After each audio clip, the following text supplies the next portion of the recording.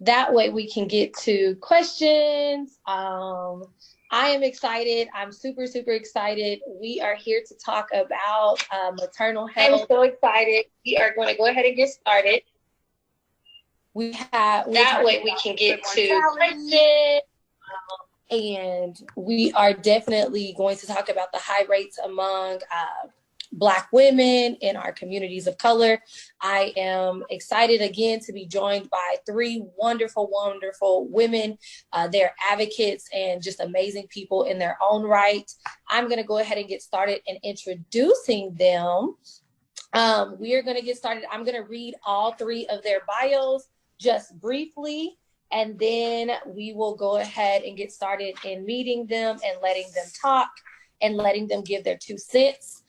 We have Miss Tamaya Cox Teray, who is here from Planned Parenthood Great Plains. And if you haven't noticed, I am decked out in all of my Planned Parenthood gear. Stand with Black Women t-shirt. I have my Stand with Black Women notebook.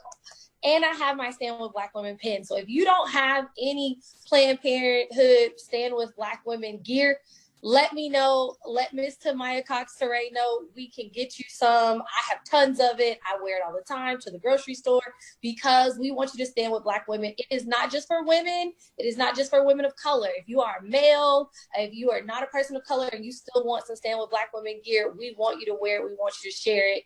We want you to share our movement and share with us in this movement. So I'm going to start with Miss Tamaya Cox Teray. She is not originally from Oklahoma. She's from Iowa, and she grew up in Tulsa, Oklahoma, graduated from Oklahoma State University. We're going to let her slide with that. You know, we are Boomer Sooner all day over here, but we love her with the bachelor's. She graduated with a bachelor's of journalism and a minor in French, which I did not know about her. Went on to graduate from Oklahoma City University School of Law. And after being admitted to the bar, Ms. Cox Teray worked for the American Civil Liberties Union of Oklahoma as the first legislative counsel. She is currently the regional director of public policy and organizing for Planned Parenthood Great Plains, overseeing the public affairs departments in Oklahoma and Arkansas. She is committed to civil rights and civil liberties. Cox has traveled across the state and country speaking to communities regarding issues that directly impact their lives. She continues to live through her favorite Alice Walker quote, "Activism is my writ to live on this planet." She has served on numerous panels and presented on a variety of topics, focusing mainly on race and equity. That is Miss Tamaya Cox Teray. We're going to let her go first in a minute just because we have 2 other elected officials on this call, including myself. And when elected officials get talking about subjects that they're passionate about, we are going to let Ms. Cox Teray go first. But I am going to read the bios of the other 2 elected officials just so you know who is on the line with us. We have Representative Erica Crawley. She is from the great state of Ohio. She is a mother, a veteran, and an advocate. She is a freshman legislator like myself, as well as Janelle, in the 133rd General Assembly, representing Ohio's 26th House District, which is located in Columbus. From an early age, her passion and determination has led her to fight social justice issues around early childhood education, maternal and infant mortality health, and addressing housing and homelessness. Representative Crawley holds a bachelor's degree in criminology with a focus on juvenile delinquency and a master's degree in public health administration. Before coming into the legislature, her advocacy took her to law school, where she obtained her Juris Doctor degree. Rep. Crawley is one of the founding members of the Ohio Black Maternal Health Caucus. Amazing. And she also sits on the Ohio Commission on Infant Mortality and the Commission on Minority Health, among many other committees. Thank you so much. Obviously, you see, I told you these women are amazing and they are bosses. Last but certainly not least, my friend, Delegate Janelle Wilkins. She is from the great state of Maryland, We love her. Janelle puts up with me on our legislative trips. Okay, everybody. If you don't know, as legislators, we serve during session, but when we are not in session, we go to legislative conferences. And when we are at those legislative conferences, we collaborate with elected officials from other states who are working on similar legislation that we are. We learn about new topics and different things that are coming down the pipeline. And at those conferences, Janelle puts up with me. So we love her. Delegate Janelle Wilkins proudly represents the 20th Legislative District in the Maryland House of Delegates. Born in Kingston, Jamaica, she is dedicated to policy change that makes a difference in people's lives.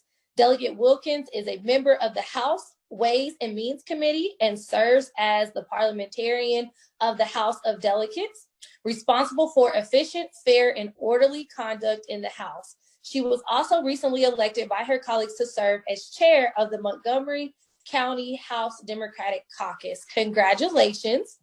Delegate Wilkins has championed and successfully passed legislation dealing with racial profiling and justice reform, maternal health, and increasing educational outcomes for all students. Professionally, she works full-time as the Director of State and Local Government Affairs at the Leadership Conference on Civil and Human Rights, the nation's oldest and largest civil rights coalition. She earned her Bachelor's of Arts in Sociology from the University of Delaware and a Master's of Public Administration in Social Policy from American University. So welcome, ladies. Welcome, welcome, welcome. I'm so excited for all of you to be here. If I could, I'd give them a round of applause just because they are so committed to service and advocacy. Again, like I said, we want to start with Ms. Tamaya Cox-Saray, and at this time, we will give her the floor. Yeah. Well, one, thanks Representative Pittman for having me. I'm really excited to be on this amazing panel to really talk about issues that are really important to me personally, but to me as the public affairs and policy person for Planned Parenthood. So for everyone, I know we have folks probably all across the country, specifically in our states that are represented here, but I'm in Oklahoma. I'm in Oklahoma City. So I'm really coming from that perspective. Representative Pittman talked a lot about, in my bio, about my title. So my title is just Regional Director of Public Policy and Organizing, but that's just a long term for, I'm the lobbyist.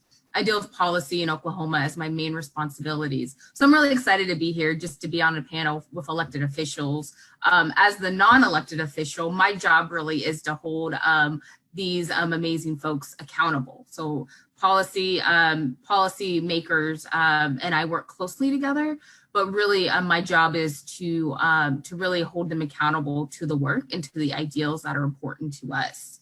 So really how I got into this work really was just about this ability to really think about what justice looks like. I am your attorney who is not in the courtroom at all. And really struggled with that in the very beginning of my career. Thankfully, I had this amazing position at the ACLU here in Oklahoma, and it was very close, very early in my career. I realized that I want to fight for justice, but I wanted to look like it in a different way. And thankfully, through mentors and elected officials, such as those that that are joining us today, I really early on recognized that if I really wanted to fight for justice, that I could do it in the policy world. And ultimately, that is where I really focus on. I have, Representative Pittman has heard me say this a million times, but when I really believe that when policy is created without people considered, that is where injustice lies. And that's where oppression is that when every policy decision that is being made by elected officials, they really have to think about the people that's impacted. And I've really had to kind of think about that term differently now. It's just like when policy is created with all people need to be considered, not just some, not just those that are most influential. So that's really how I came to this work. And just by naturally just thinking about justice issues, reproductive justice is right up there with where my passion is. I do a lot of reproductive justice one-on-one trainings, and really just the idea, specifically around women of color, having the ability to have a baby when they want to not have a baby if they choose to, and to parent the children that they have in a safe and healthy environment. That is really straight up out of the framework of the reproductive justice movement, which is started by women of color and continues to be led by women of color. Yes, I work for Planned Parenthood and recognize, we are on a panel with 4 Black women.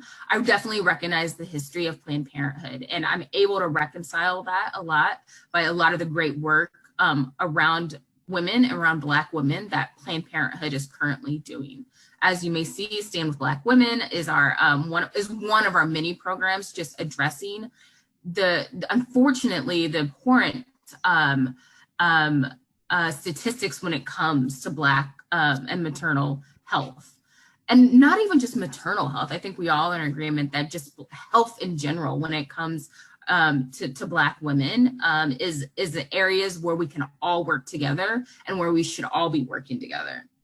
One of the bills that I was able to work closely with Representative Pittman and even other legislators, one bill that our coalition worked on with many other organizations and individuals leading it, was ending the shackling of pregnant women that are in jails, detention centers, prisons. Unfortunately, in Oklahoma, that was still happening. I hope that is not the case in other states. I have a feeling it is, but that was really important for us. It was really important for Planned Parenthood to stand in the front lines with other organizations and individuals to say this is not the values of our state, that all people deserve dignity, specifically delivery, that all people deserve dignity during that time. So it was really important that we fight hard for it. And thankfully that bill passed overwhelmingly. But what I really think I bring to this panel is that policy is hard sometimes. Elected officials know more than any of us, but being on the other side as an advocate, trying to pass good policy relating to specifically Black women is tough. And I'm sure our legislator friends will talk about what it's like on the inside. I'm on the outside, right? So I get to talk about how we organize our rally and how we talk to legislators and how we do this. But I know that there's some behind the scenes conversations that are happening that are more difficult for legislators when trying to advocate for a bill. And I hope they share those stories. Lastly, I just really want to talk about what we can do for Black women when it comes to these issues. Specifically, we're kicking off, this is really about Black maternal mortality, and we know our numbers are bad, right? We know that. And in the time that we are right now, there's no surprise that we should be doing this panel, in a big auditorium with dozens of, hundreds of folks. But because of the time where we are now, this is more of a reason why we should be talking about health, why we should be talking about maternal health.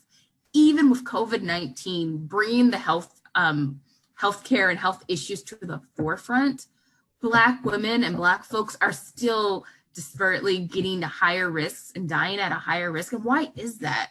So this is the proper time for us to be talking about this. One of the things that I hope to advocate for, and one of the main parts of my work, is really to advocate for folks.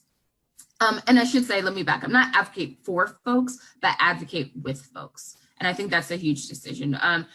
We very much at Planned Parenthood Great Plains and Great Plains Votes are of the mindset of no decision about us without us. So it is very important that we do not go into any situation thinking that we will be the ones to lead the charge. We really want to give and help folks find their voices so they can lead the charges that are important to them. And I think that's where some of the policies that I know Representative Pittman will soon talk about that we're working closely with comes from. But most importantly, what I want to leave everyone else with, lastly, is that one of the best things that we can do when it comes to Black maternal health and mortality numbers and just better health outcomes for Black folks is to be the best advocate for ourselves. That when we are in, whether it's the emergency room or whether it's in your OBGYN's office or going in for your, annual checkup or women's, your women annual exam, is that you are there thinking about what is best for you. You're there advocating when you can for yourself, because we know that that's not always the mind of providers. The providers are not always thinking about the microaggressions that they are, they're putting out there toward you, that you're not being dismissed. So that moment when you feel that way, whether you're feeling dismissed, ignored, or disrespected, we really want to give you the opportunity to speak up then and there, but also recognizing that that's not always the case for folks, right? Like not everyone is in a position to be able to feel comfortable. So giving you the opportunity and giving you the mindset to bring in someone that you feel comfortable, that may advocate for you. And then always know that there's an opportunity afterward, that if you are feeling comfortable and you don't feel comfortable within that situation, from the microaggression, or sometimes it's just blatant racism that happens right there in the healthcare setting, that you can follow up and talk to whoever needs to, whether it's the risk quality management person, whether it's the front office person, that you feel like you have the ability to tell them what happened within that setting, why it made you feel uncomfortable, and what their next steps are to address that issue, whether it's additional implicit bias training, whether it's just additional training period. That goes across the board. And that is really what I hope that we get out of this next few minutes, is finding ways to help you advocate for yourself. And Black women can advocate for themselves. And most importantly, we are all there making sure that we're standing up with Black women. So yeah, that's all I have. Oh my goodness, thank you. She said so much, so many different things. She unpacked it a lot. And I understand that when people hear Planned Parenthood, it is a brand. And sometimes people agree with it and sometimes people don't agree with it. However, the work that they do is really important for our community and for women of color, specifically, like she says, geared towards your health. And it doesn't matter if it's maternal health, it's all health. Going into the doctor's office and feeling comfortable enough to talk about your issues with them. We were planning on hosting, in partnership with the City County Health Department and Planned Parenthood and several other different organizations, a dinner with docs event this month to talk about that and to help with that. And basically it was going to be where we brought doctors to the table and healthcare professionals to the table with people that were from the community, with pregnant women, with families that had lost people due to maternal and infant mortality issues.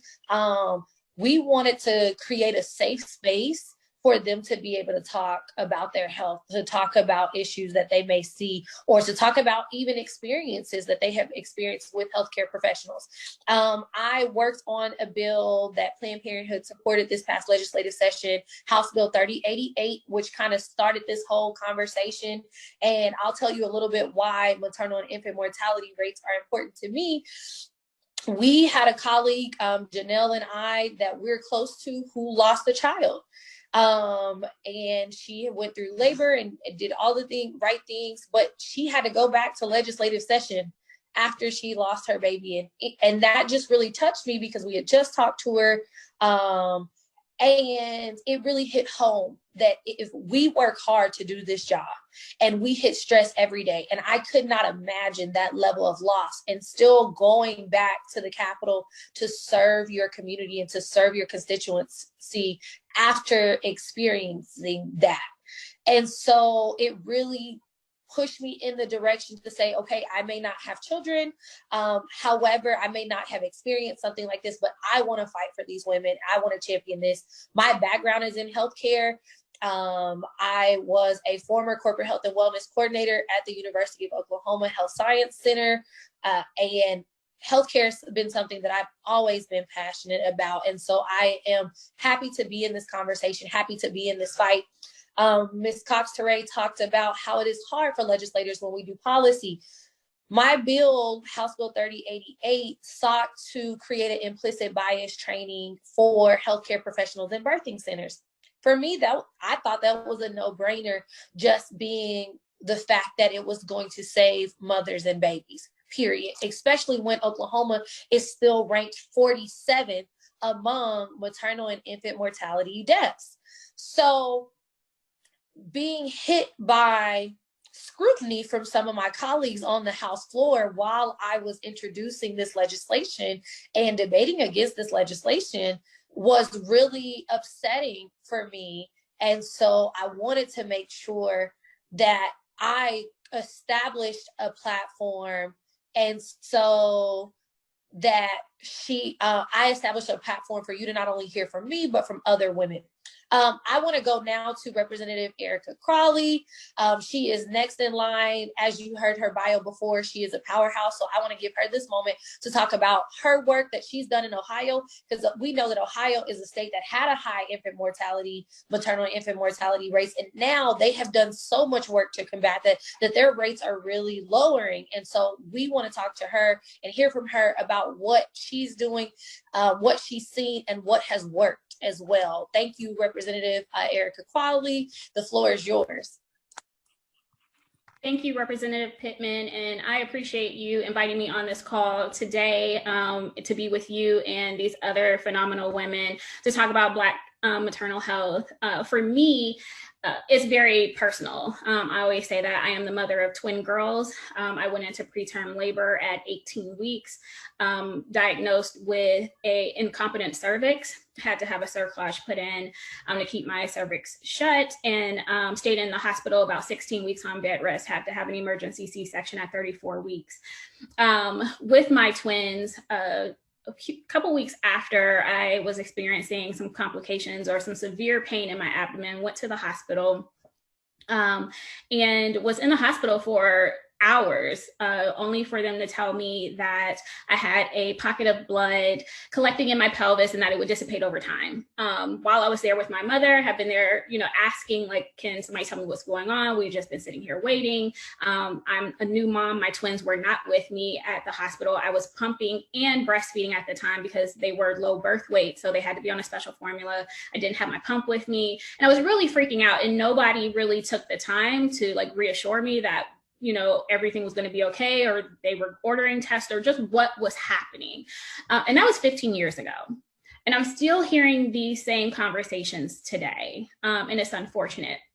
And so I didn't really start out my career trying to get into healthcare. I really was trying to advocate on behalf of children and families, trying to really break that preschool to prison pipeline.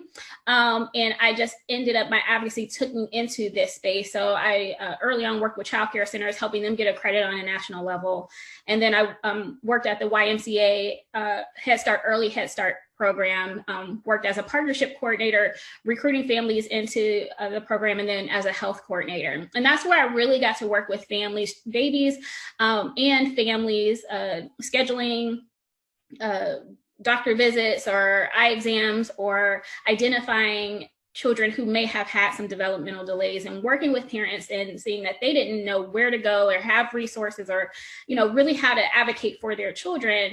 That's what really fueled my passion for continuing that advocacy for children and families. And then in 2014, I decided to go to law school. And while I was in law school, worked with, was the co-president of the Health and Law Society.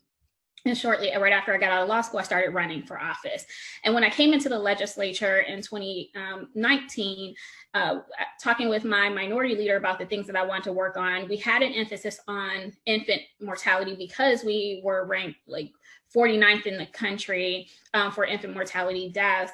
And I really wanted to focus on the maternal health aspect because it didn't seem like there was really a lot of focus there. We really don't have any dedicated funding or policies in regard to maternal health. And we see that this state, Ohio, has put so much money behind infant mortality, and it has just taken us till now to start seeing a decrease in the disparities. We went from being one of the leading states with infant deaths to now we're the 8th worst state in the country. So we still have a long ways to go. And then when it comes to maternal mortality, it was hard to really understand where we were because we really didn't have the data, and we still don't. Data is lagging. And so in 2010, the Ohio Department of Health formulated the Pregnancy Associated Mortality Review Board, but had not released a report on maternal deaths since 2014. And that was problematic. It wasn't codified in law. And so last year, I sit on the finance committee while we were dealing with the operating budget. There was an amendment that was put in the budget and then it had been taken out dealing with maternal and infant health. There was a lot of amendments, and some made it in, some then got taken out. But when the final version, I was talking to my minority leader, Amelia Sykes, who's been doing working on maternal and infant health since she came into the legislature, I was like, are we not really going to do anything for maternal health? And so she said the pregnancy associated mortality review amendment was in and it got taken out, offer it in committee and see if it gets in. And that's what I did. I offered that amendment in committee to codify it into law where we could really get data around maternal and infant deaths. So that happened last July. Then in November, late November of 2019, our Ohio Department of Health decided to release a report. So finally, so from 2014 to 2019, there had not been a report.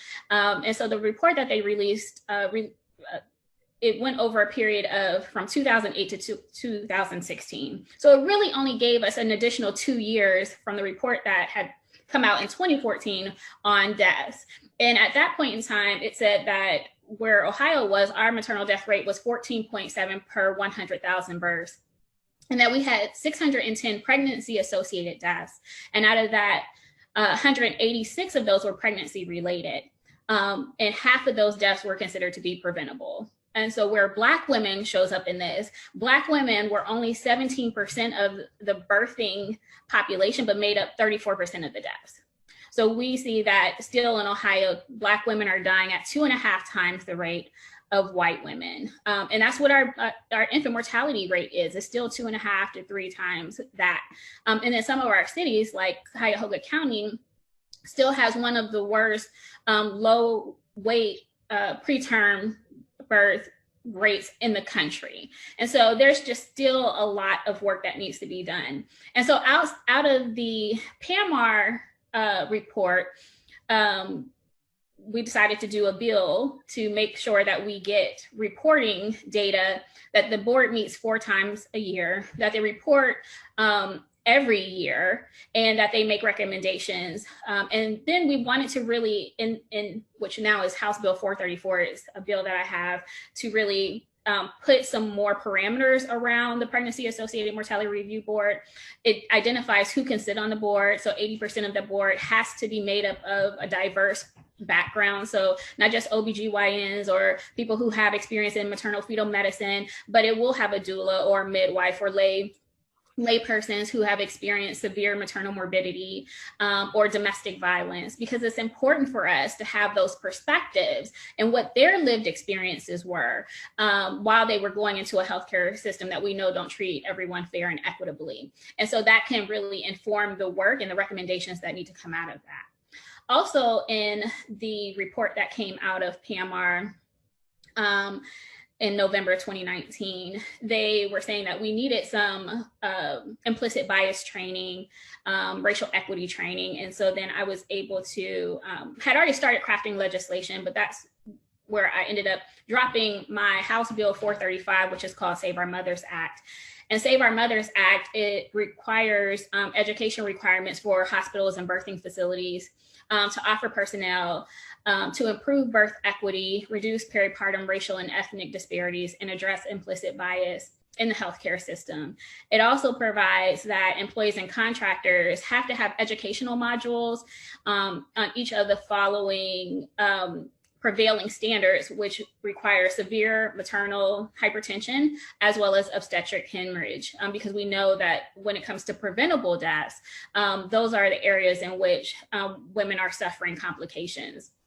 And also, this legislation helps us get us closer to becoming an AIM state. So for those who are watching who don't know what AIM is, it's the Alliance for Innovation on Maternal Health. And they have patient safety bundles that have like guidance on how to identify and treat complications around like pulmonary embolisms, hypertension, hemorrhage, and things of that nature. And they also have bundles that deal with racial disparities, implicit bias, and racism. And so Ohio is not an AIM state.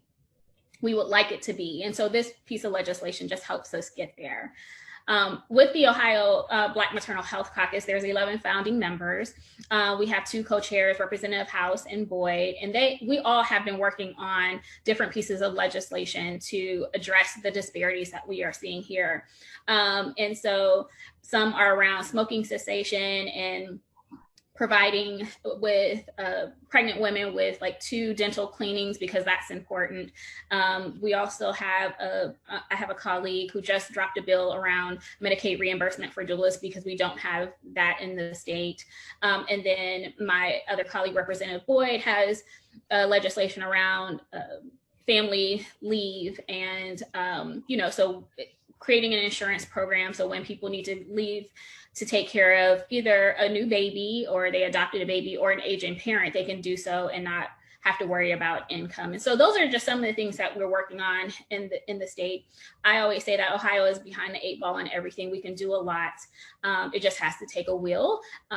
We in the Ohio Black Maternal Health Caucus definitely has it, but we are counting on the administration to really buy into the policies. And I just want to say before I move on, is that the bill that Cox Toure was talking about working on with shackling of pregnant women, that is a bill that I have, that I've been working on here in the legislature, and we have not even been able to introduce it yet, because I've been getting pushback from the union wanting to, protect the prison guards, and they don't really want them to have these penalties if they shackle pregnant women. And so really just trying to work through those issues.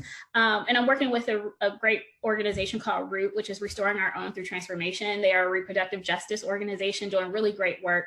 And we've been working on that bill, trying to modify it. We've modified it several times to try to find a common ground. And I don't know that we've gotten there yet. But to your point, Ms. Cox Toure, about trying to affect policy and change, and then all these conversations that are going on in the background that hinders that process. So that's where we are in Ohio. And I'm happy to answer any questions later on about what we're doing. Guys, she said so much. Again, this is fluid. Thank you for everyone who has tuned in. If you are just joining us, we are here with wonderful women talking about maternal and infant mortality rates, talking about maternal health. This is Minority Health Month, and it's something that I think in the wake of COVID-19 is being overlooked and not being as celebrated and as talked about as we would have if COVID-19 hadn't have hit. But we also are talking about how COVID-19 is hitting African-American communities, as well as marginalized communities in poverty. But I think we also have to continue the conversation of what led up to this and why our communities are being affected so harshly. The lack of healthcare and things that we didn't have previously to COVID-19 hitting. And so we thank Representative Qualley. We have some questions. We'll get to your questions at the end. Thank you so much for submitting them through the chat. Give us a moment. We're going to get them to the panelists while they're talking. We hope that we can become an AIM state too. That's why we are working on legislation to combat this. I have worked with the State Department of Health as well as the City County Health Department. The City County Health Department has a maternal health alliance that Pastor James Dorn is the chair of. So if you would like to get involved and see how you can help with maternal and infant mortality with our alliance at the City County Health Department, don't hesitate to reach out to me or my office. We will give you contact information later in the post. Now we are going to move on to Representative Janelle Wilkins. And after we hear from Representative Janelle Wilkins, we'll start to answer some questions and we'll start to just have dialogue among these ladies, because they've all have talked about so many different things. And so I want them to dialogue amongst themselves and with me so that we can kind of have a collective conversation. So welcome Representative Janelle Wilkins, Delegate Janelle Wilkins, which also means representative. So let's hear from you. She has championed a lot of causes. She's working on the census right now as a census champion, as well as maternal and infant mortality rates and maternal health. So what are you guys working on in Maryland that you are excited about? Why is this topic important to you? And why do you think this work is important? Thank you so much, AJ, for organizing this important conversation, and to my colleagues that are here on the line as well. I'm really glad they were able to come together across states to have this conversation, because the truth is we're seeing this pattern all across the country. I wanted to start off by grounding ourselves in terms of my comments with this tweet that I saw earlier this week that I think is just the story of too many Black women. A young woman tweeted, her Twitter name is Pretty Eyed Tie. She said, "My childhood best friend is dead, not from COVID-19. She died because of a racist healthcare system that means that Black women in America are 4 times more likely than white women to die from maternal health issues. She voiced her concerns to her doctor and was ignored. She was 26. And I reposted it and really was talking about how this is the story for too many Black women in our country. We know that every year almost 700 women die in the U.S. as a result of pregnancy, and Black women are 2 to 3 times more likely to die as a result of these causes. In Maryland, I started working on this issue. I joined the legislature in 2017, and in 2018, I introduced my first bill dealing with Black maternal health. And prior to that, the issue of Black maternal health and the racial disparity had not really been addressed in recent years in our state. And we are seeing much more about it in the news and in the media. But as Representative Crawley has mentioned, this has been happening for decades. So one of the things that we've seen in Maryland, where I represent, is that although the overall rate of deaths in our state has decreased by 7.6%, when we look at race, Black maternal mortality and the disparity has actually increased, and Black women in particular 3.7 times more likely to die as a result of childbirth. And that means that there is a lot of work we have to do in addressing this issue and addressing the disparity, and in particular focusing in on the disparity, because we can easily look at this number and say, oh, overall we're decreasing, but we have to keep up the pressure around the disparity to make sure that we truly see the results for Black women. One of the things that Maryland has been doing very well is as it relates to data. We are one of the first states to create a maternal mortality review program where we have folks who come together and analyze health records around women who die as a result of childbirth. And we have very good data on what's taking place, some of the statistics on these women who have maternal deaths. And we also have a report that goes out every single year from the Maryland Department of Health that provides us with information about what's going on, the number of deaths, and so on and so forth. However, implementing some really robust strategies to really target the disparity and make sure that the women who are most impacted are at the center of driving the solutions is where I've really been working to focus us in on. It's one thing to have the data, right? We've had the data since 2010, yet we have not been able to truly see a significant decrease in the number of Black women who are dying as a result of childbirth. So the first really important thing is really about making sure that women who are most impacted are driving the change and driving the solutions. And so I work really closely with community organizations and community leaders, doulas, and others who are really on the front lines and seeing what's taking place and trying to work to identify legislative solutions with them so that the work is really being driven from the women who are most impacted, who are on the ground. So some of what we focus in on Maryland is just that, centering Black women, giving us a seat at the table. My 2018 legislation created a maternal mortality stakeholder work group that really put impacted women at the table to create the recommendations to help drive the solutions around what Maryland should be doing in order to address this issue.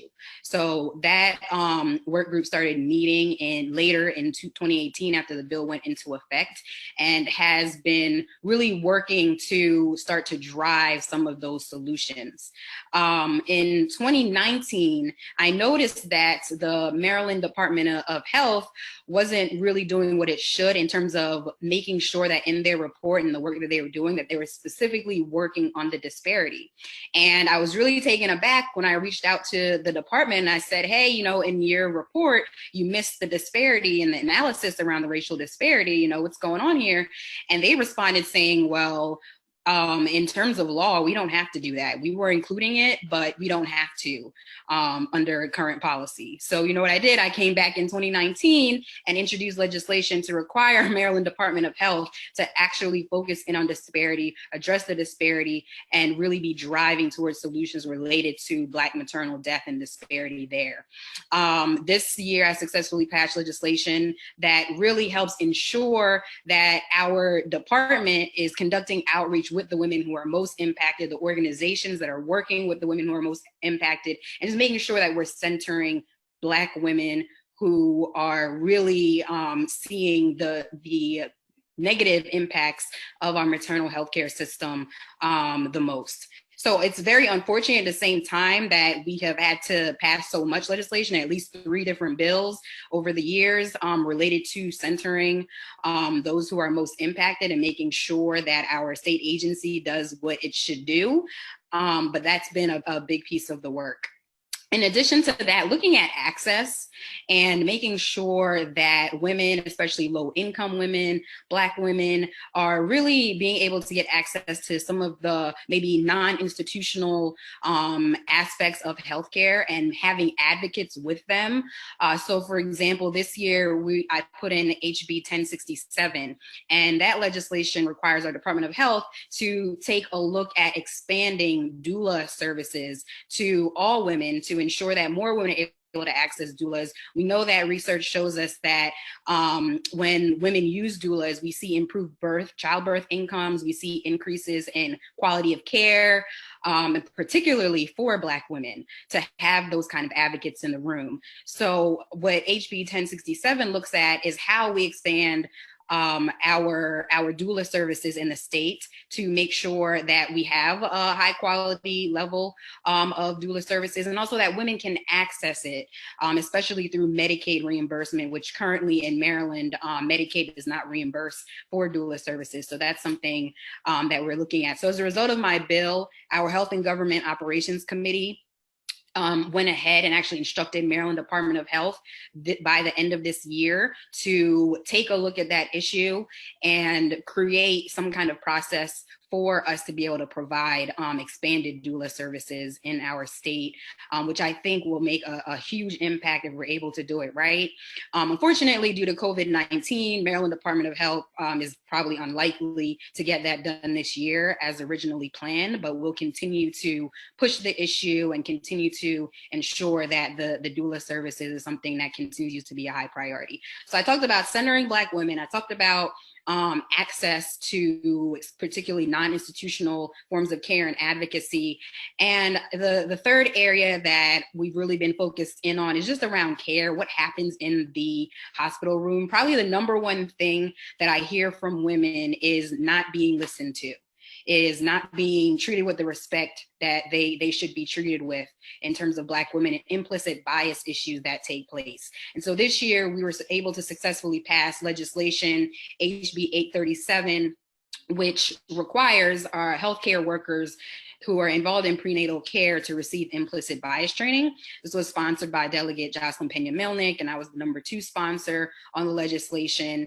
And I think that this is an important step to make sure that doctors at least are just receiving that training. It would be required every 2 years. And we know that this is not going to be a panacea to the myriad of issues that women are facing when working with and communicating and receiving care from their healthcare providers. However, I think this is an important step in the right direction, and we're really glad that we're able to get that passed. Maryland currently doesn't have the training developed yet. So again, making sure that women are at the table and how that training is being developed, make sure that our input is a part of it, is something that I think is really critical. So I'll just say that I think all of our states have different political contexts in terms of Oklahoma, Ohio, Maryland. We do have Democrats in the House and in the Senate in Maryland in terms of having the numbers to be able to pass and push legislation like this. And we also have I think we're 42% around there of women. So it also makes a difference when we have Black women and women in general in seats of power and at the table who are able to champion these issues and help our state and our General Assembly to push them. So in these conversations, I always like to talk about who's at the table and women and Black women having seats of leadership at the table, because as I mentioned at the very beginning, before 2017, 2018, when I was able to help take the lead on these issues, we were not seeing this issue being directly addressed as much as we would have liked. So it definitely has been a coalition of a number of women in the Maryland General Assembly who has led on this. And again, thank you, AJ, for organizing us. I'm looking forward to the rest of the discussion and questions. Thank you so much. I just want to take a moment to say thank you to all the ladies and all the work that you do first and foremost on this topic as it pertains to women's health, women's rights, the service that you give to your communities. I know Ms. Cox-Teray said that she's not an elected official, but she helps us do our job. If I have a bill that I don't understand in public health that's centered around issues that she works on, I can shoot her a text, or I can set up a meeting with her and say, hey, help me understand this legislation, or what is this going to do to women that look like us or our constituents or our community. I'm so happy that Delegate Wilkins touched on the fact that our legislative landscapes look different. Our states have different priorities. Our states have different laws, different budgets, things like that. Obviously, in Maryland, there are a lot more people of color that are elected. Same in Ohio, their Black caucus is bigger. And so with that comes more support. And so just because some things are being done in other states, we will fight to get them done in Oklahoma, but we need your help. We need you too. If this is something that is important to you, we need you to call your sitting elected official and come help us advocate for these issues so that it is not just my voice or the colleagues that I have support from's voice. We need your voice as well, because I got major pushback when I introduced House Bill 3088, which sought to have implicit bias training for these healthcare professionals or different people that came in contact with our mothers, our expecting mothers, things like that. And implicit bias is not just talking about racism. It's talking about a bias that is innate, that can often happen without you even thinking about it. It is an unconscious bias. It is something as simple as, well, I may like pizza and you don't like pizza, so I naturally gravitate towards people with pizza who like pizza. But when that is in a healthcare setting, that could mean life or death. When you are not hearing from people, that could be a doctor who is young and sees an older mom expecting. That could be a doctor who is older and sees a younger mom expecting. It does not just deal with race or ethnicity. It deals with a myriad of topics, and I can go on with different examples. However, we got it passed off the House floor after debating it for an hour. And I was talking with Ms. Cox-Teray and telling her how discouraged I was, because our colleagues here in the state of Oklahoma made it so much about race that they missed the point that it was about helping mothers and saving babies, saving mothers and babies. And if that training and that bill saves one life, then I have done my job as an elected official. But fortunately, we got it passed. It has been held up in the process, obviously due to COVID-19. We are working on passing legislation, but we are mostly working on passing budget legislation at this time, which makes our state continue to run. And so we will work to continue this piece of legislation next legislative session in February of 2021, when we go back and we convene. I want to turn to some of the questions. Ladies, if you have had a moment to look at the questions that we have put in the chat, I know that there were a couple there. I want to kind of just touch on those very quickly. I want to get done by 6:30 and have you finished. And I want to give you a moment to wrap up. So I want to touch on these questions and then give us an option. Also, if you ladies have specific organizations or want to share your contact information or want to share your bills that you are working on, make sure you link those to the Facebook Live.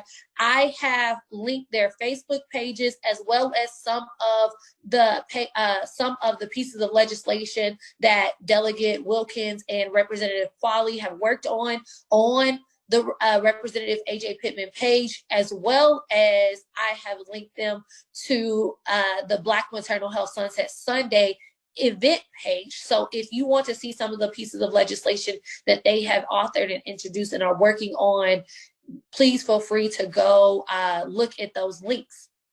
So our first question is from Ms. Camille Davis. She says, do you have any team building between the nurses who are for these patients and the doulas and midwives so we can get on the same page? Currently, none of us are healthcare professionals. We don't work in healthcare institutions, and we are not working within hospitals or health departments, things like that. So I don't know if it would necessarily be for us to organize that, but if that's something that is an event that we can talk about hosting, I am interested in working with the State Department of Health, City County Health Department, and different healthcare agencies that are within House District 99, such as OU Physicians, to see if that is an opportunity for them to come together and create some camaraderie amongst nurses, doulas, doctors, and people who are caring for expecting mothers and women in general. I think that the implicit bias training, the bill that I introduced, would really help that too, so that we can have implicit bias training across the board for mothers that are expecting, and for women, and for any person that is going to the doctor within our healthcare system. We want doctors, nurses, doulas, anyone that is in that arena to be trained. But I'll let the ladies answer that if they want to answer that as well. I would add that in terms of working with other healthcare professionals, doulas in Maryland have been very out front on this, and I work with a lot of community doulas, and they really help to drive the work, and they obviously work so closely with women who are directly impacted, and work around a number of social determinants of health as well. I've informally connected with other with healthcare providers, but there hasn't been sort of a coalition or a strong alliance necessarily in terms of nurses and doulas and midwives. But I do think that having those type of healthcare professionals at the table really just strengthens the work. Folks who are of like mind, who are sharing this same goal. So that's something that I could definitely see happening as a next phase in the future, is bringing together some healthcare professionals as well as advocates for us to really come together on some additional solutions for sure. It's a good point. And I would only add that I think one of the best things that patients can do is just setting expectations with their healthcare provider in the beginning, as well as their midwife or doula. Just setting in the beginning that the doula will be here, the doula's my support system, and letting the healthcare provider know exactly that of the comfort level. As well as just, again, centering the patient in that process, I think is extremely important. So I think one of the best tools that can happen is that patient making sure that that their provider is aware. I would also suggest that doulas, one area of doulas, not just with birthing, we're also seeing abortion doulas as well, where doulas are a support system. Doulas are being trained to actually aid patients when accessing abortion care. And I think that's extremely important as an abortion provider, as Planned Parenthood Great Plains, as comprehensive health of Great Plains, which says our abortion care in Oklahoma. I think that's just as important, right? That when centering the patient, whether with the provider as well as with the doula, and ensuring that their safety and their comfort level is the priority of both sides, I think gets us to a better place. I can say that here in Columbus, I've been working with an organization called Root. I said that earlier. And then also I've been working with an organization down in Cincinnati called Cradle Cincinnati. And then they have another organization called Queens Village. And what I have done with Cradle Cincinnati, in Queens Village is they had a get together centering women who had experienced child loss or had severe maternal morbidity experiences. We came together and to listen to them and their stories. It was a few of us, a few elected officials, judges, city council members, me from the state, to talk about, to just listen and hear what their experiences and what they would like to see.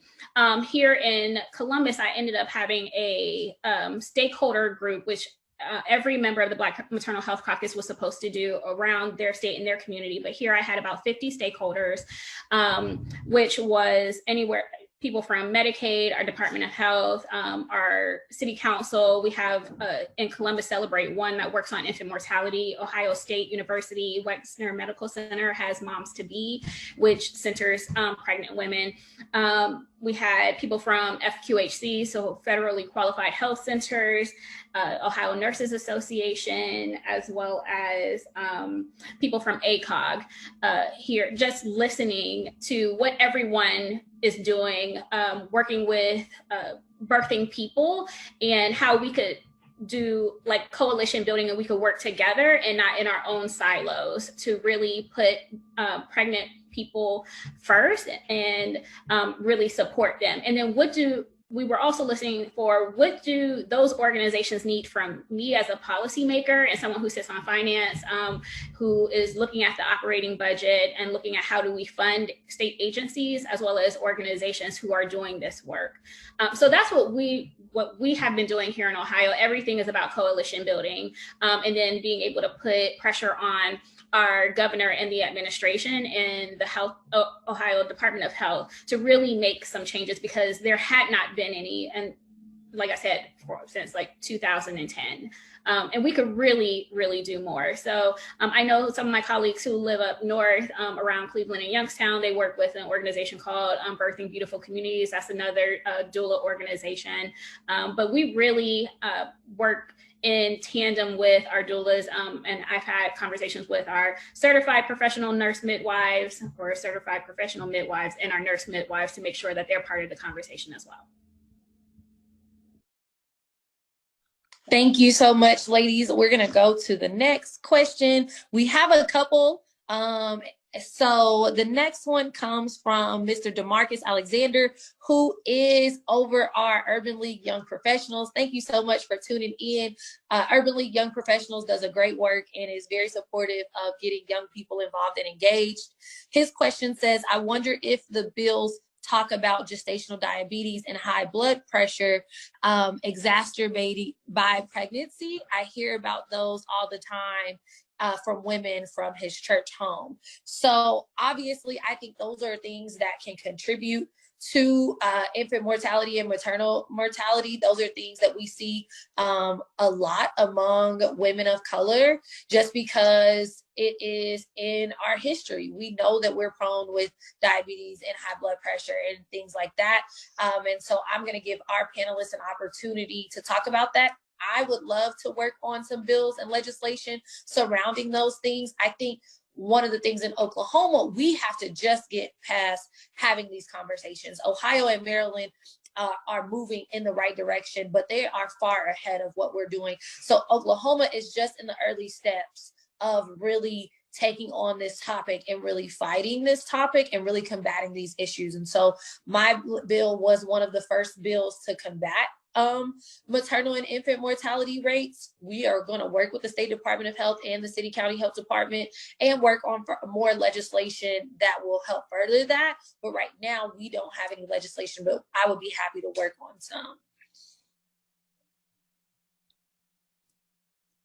I can say for me, House Bill 435, Save Our Mothers Act, specifically references severe maternal hypertension as one of the complications that we would like our state to adopt a patient safety bundle from AIM, because we know that for the women here, that is one of the leading complications that we are seeing, especially among African-American women, and then also obstetric hemorrhage. And so even when it comes to our PAMR board or MMRCs, House Bill 434 looks at severe maternal morbidity, where we know that women who have like gestational diabetes, who experience that during their pregnancy until once they got they had their baby, that they probably it would go away. We see that those things have continued and have caused complications postpartum, as well as severe hypertension. And so that's why it's important to get the data around the direct and indirect causes that are leading to maternal deaths, as well as severe maternal morbidity, so we can make sure that our hospital staff and our nursing or birthing facilities are looking at these complications, or looking to make sure that these things don't become complications later on, and how to address them when they arise.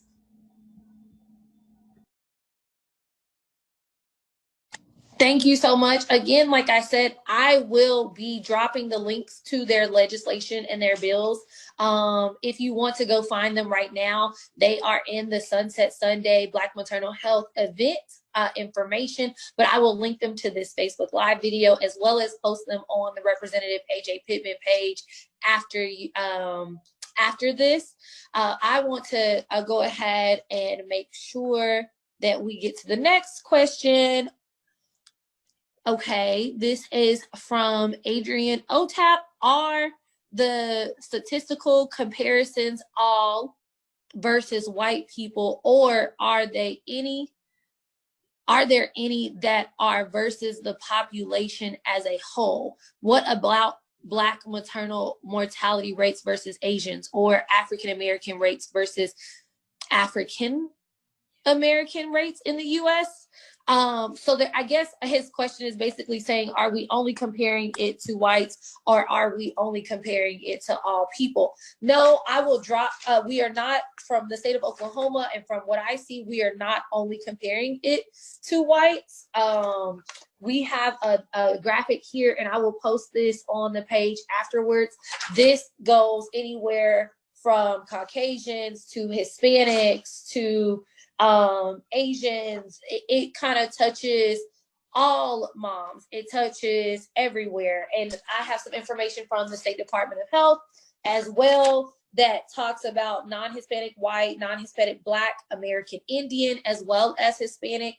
So we kind of cover a myriad of races and ethnicities. So our numbers are not just with African Americans versus whites. We are seeing that African American women's numbers are just highest among all of the women, no matter if they're white, Asian, or Hispanic, or Native American. African American women are still dying 3 times at the rate of all other women. I'm not sure what you see as far as in Planned Parenthood or in the other states. I'll let our panelists answer that as well. I would just add that a lot of times in Maryland, we do talk about Black maternal health as it compares to white maternal health, just because for the other races that are included in our data, so Latinas and Asian American women, the numbers just tend to be so low. That's where the disparity is between Black women and white women. So every single death matters, but in terms of the work and the disparity, that's where we are seeing the disparity in Maryland. Sometimes for Asian American women, we don't see any deaths at all in a lot of years, and for Latinas, the numbers are very, very low. So that's why we focus in on the Black versus white maternal mortality rate. I would say the same. We have non-Hispanic Black, non-Hispanic white, Asian, and Black and white. However, House Bill 434, which is our PAMR legislation, I'm going to keep going back to that because we need data. It asks for our data to be disaggregated as much as possible, even within population subgroups, because we need to even know like migration status. So if somebody's coming from Africa versus someone who is here and African American, when we look at racism, or we look at toxic stress and how those factors impact health, like toxic stress and health and other issues that come with migrating here, or just being exposed to racism, where someone coming from another country, it might not be as high as it is for someone here who's Black, female, and educated. So we would like that data to be disaggregated as much as possible.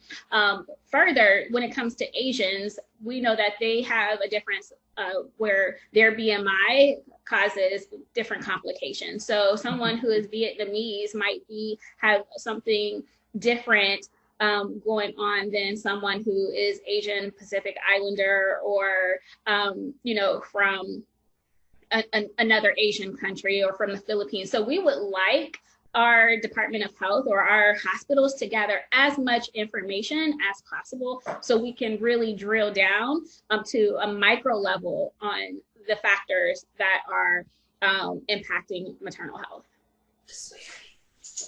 I'll also say in our House Bill 3088, we also specified that our State Department of Health kind of break down what county, what age, what ethnicity, what community, so that we could have that data too.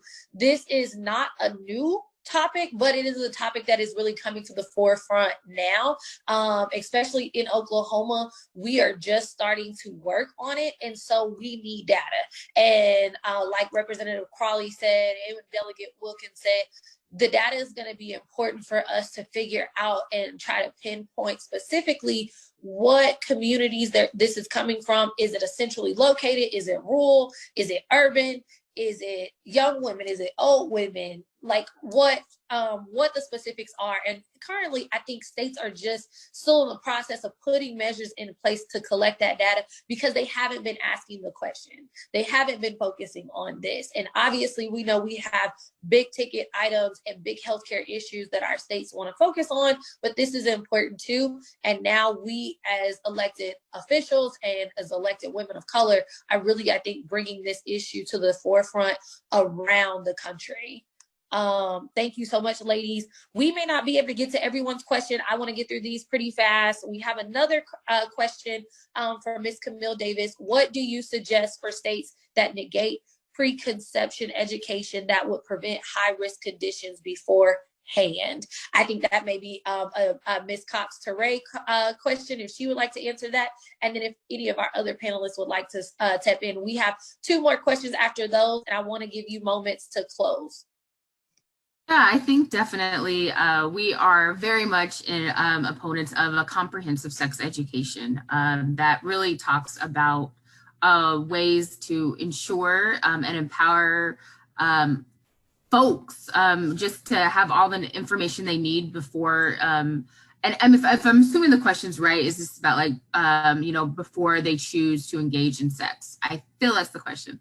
What I think is really important, though, is that I think also by ensuring and specifically legislating that a comprehensive sex education is mandatory, is what we know is that there's not a specific age where people just automatically become well-known or well-versed in sex, right? In like good sex practices. So we really kind of come from this mindset that if you have bad sex education as a teen, you have bad sex education as an adult. You have actually, more input, and you have more, there's more areas now that actually teens and young folks, and just folks in particular, are getting good sex education. There are great workshops and great YouTube videos that are really, really good.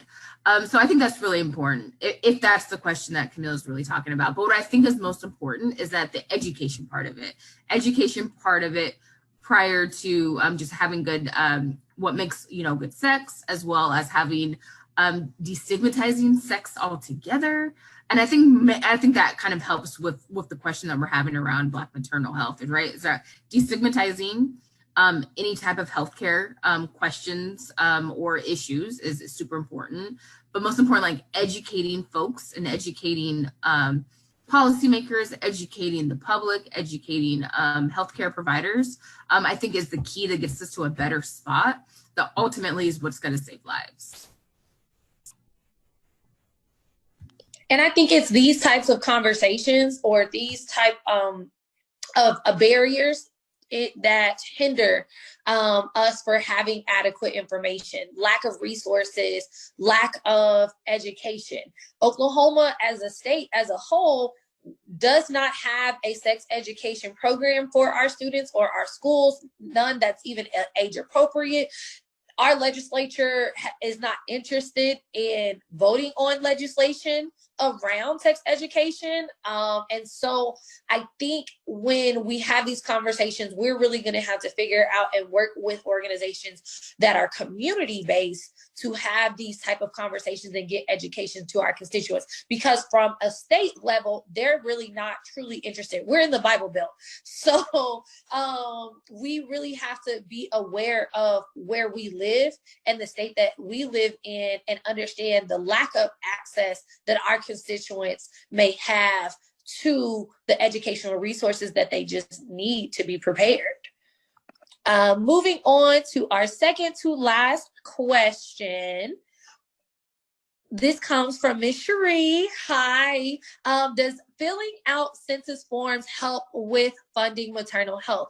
Can a pregnant person count their unborn child or children on their census? That is a great question. If you have already not filled out your census form, make sure you go fill that out. That is so important.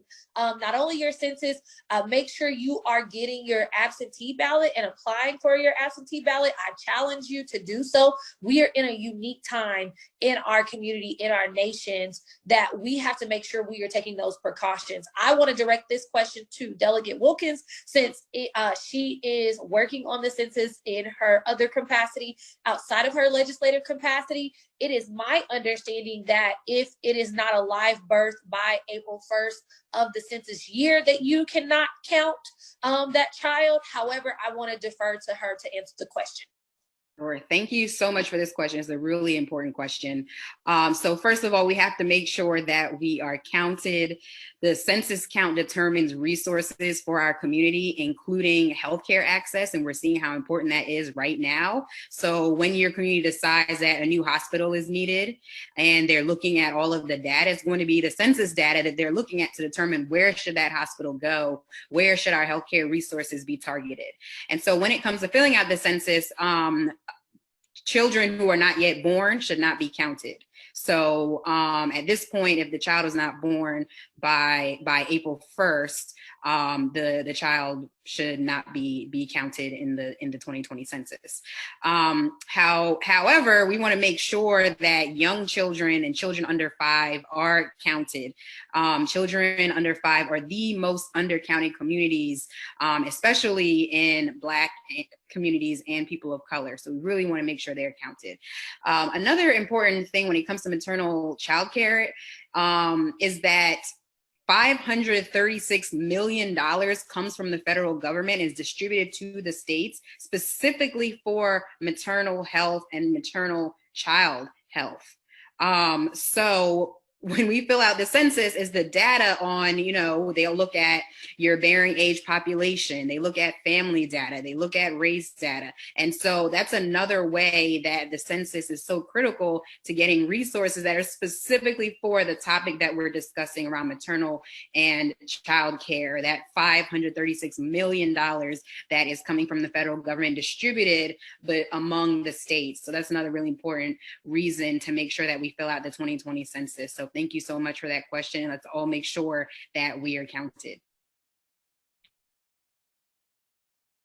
Thank you so much for that. That is so important. I will also have her drop her census link so that if you want to become a census champion, if you want to get involved with the census, you can reach out to her organization, which has organizers in the state of Oklahoma that you can get involved with.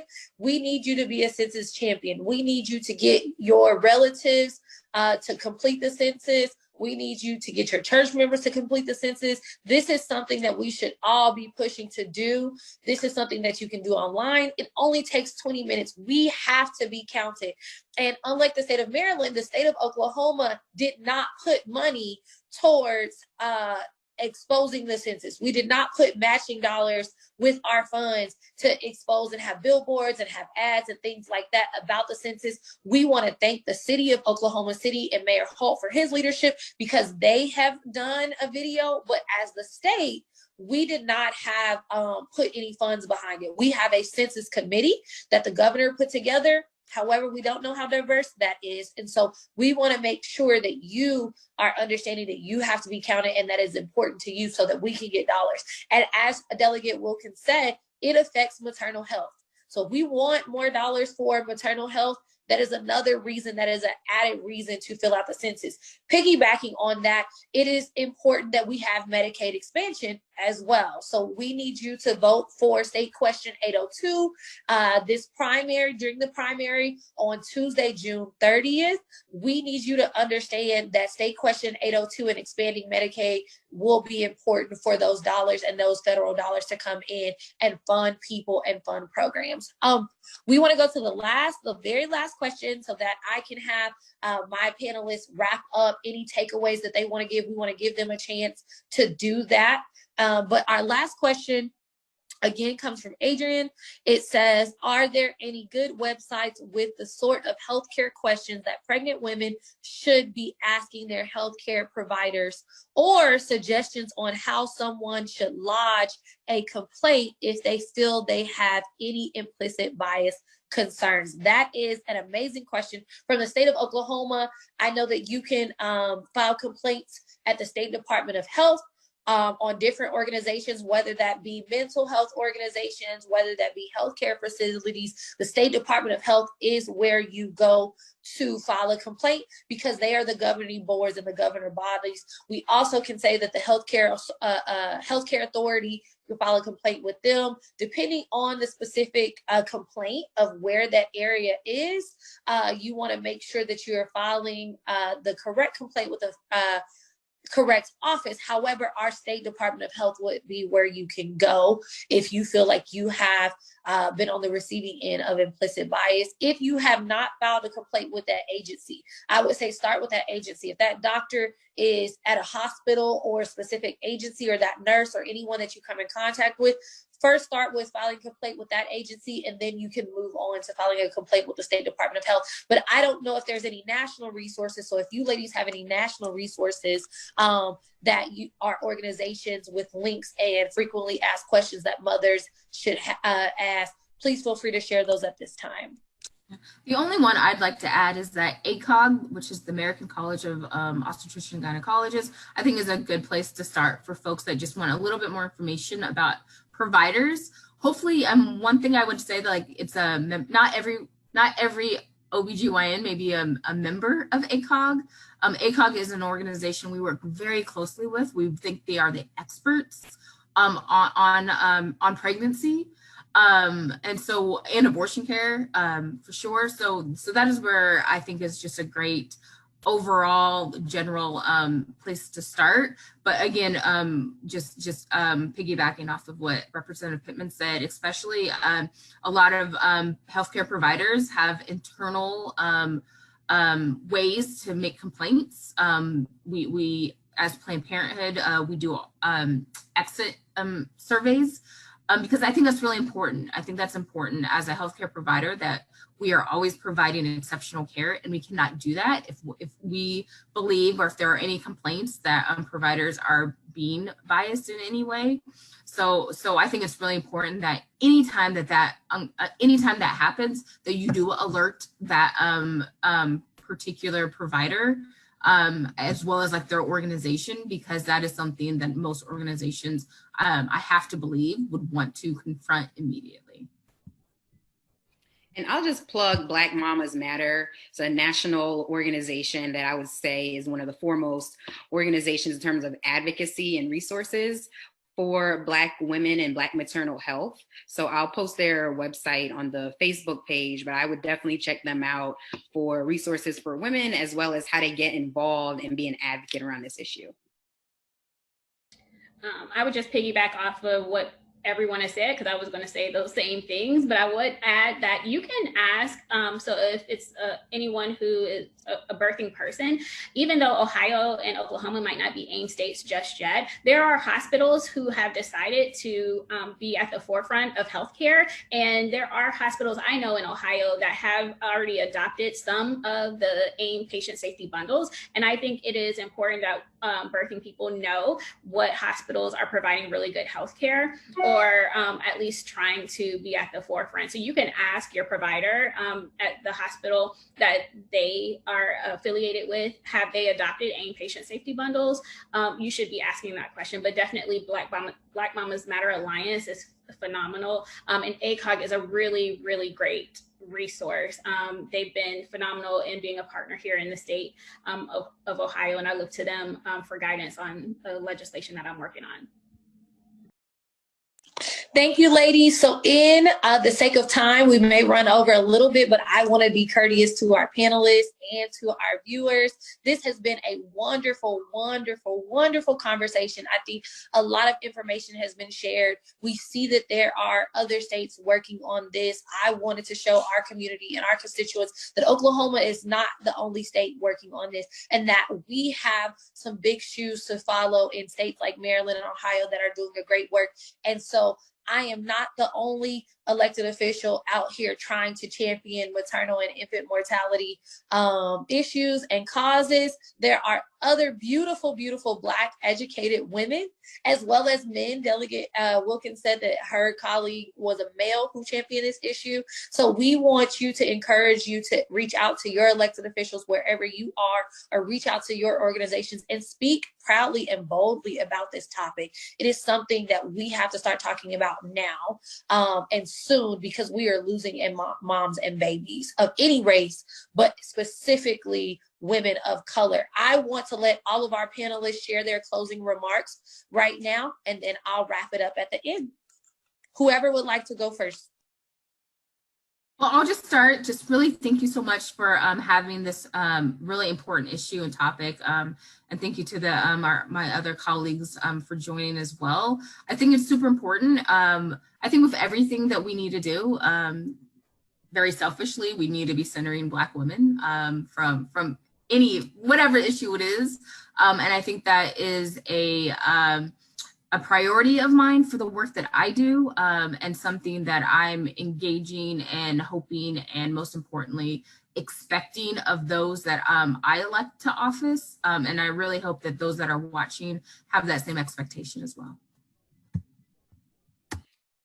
I want to thank everyone who joined us for this conversation, and Representative Pittman for helping to organize us, and the wonderful women who are part of this conversation, Representative Crawley and Tamaya, for helping to lead this charge in your communities. I think that one of the reasons why this issue has been so elevated nationwide is because Black women, we are sharing our stories and we are making our voices heard on this issue. We have to keep up the pressure, and we have to keep talking about what is happening so that we can make a difference and make a change. So I want to encourage us to really keep sharing our stories and keep advocating, and also making sure that Black women always have a seat at the table, both in the halls of power and also in driving the solutions to the issues that are impacting us. So thank you again, everyone. I'm looking forward to continuing the conversation legislatively and through advocacy. I just want to say thank you again to Representative Pittman for putting this together and inviting me on the panel with these other beautiful Black women. I appreciate the work all of you are doing in your communities. Here in Ohio, we believe that families come first. And so as we continue to stand with Black women, we will continue to listen to Black women. I agree with Delegate Wilkins that the answer lies in our community. We know how we've been treated, and we know what we would like to see different. So I would just piggyback and say, continue to share your stories. I share mine. It was difficult. I've shared mine on the chamber floor. And I think it's important for people to understand that I am you. The same experiences that women have, I share them. And that's why I am in the legislature, lifting up your voices. I don't take my voice there. I lift up the voices of those in my community. And so please reach out to me and let me know how I can be a resource, or share the work that we're doing in the Ohio Democratic Caucus. At least I'm willing to work with anybody and everyone who's willing to champion these issues. So thank you again for having me.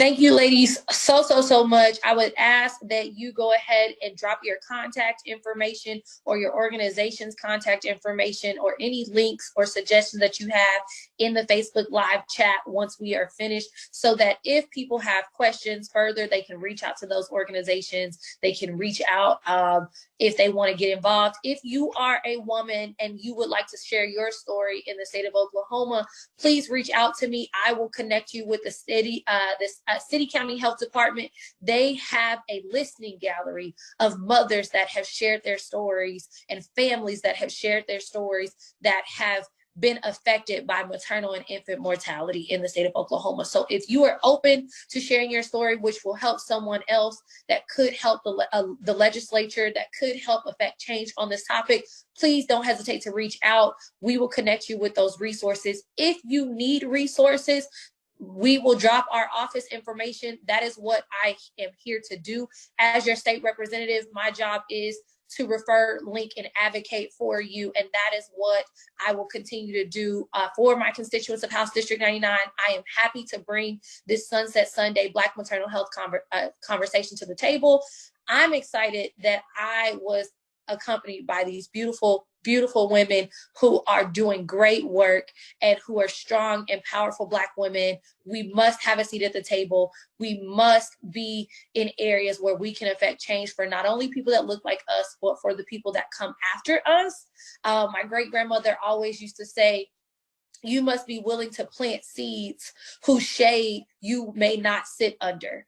And that is what we are doing now. We are planting seeds for generations to come after us so that they can reap the benefits of the work that we are doing now. So thank you again to our panelists. They will link their information. I will also plug in the legislation that they have worked on and shared with me. I also want to say, please get involved. We have elections coming up.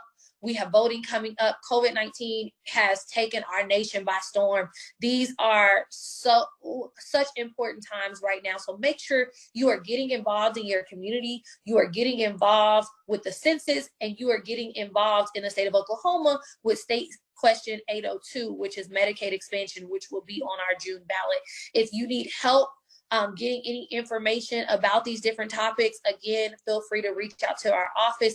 We will direct you in the right to the right people and within the right direction. I'm so grateful for everyone that tuned in. This is truly humbling.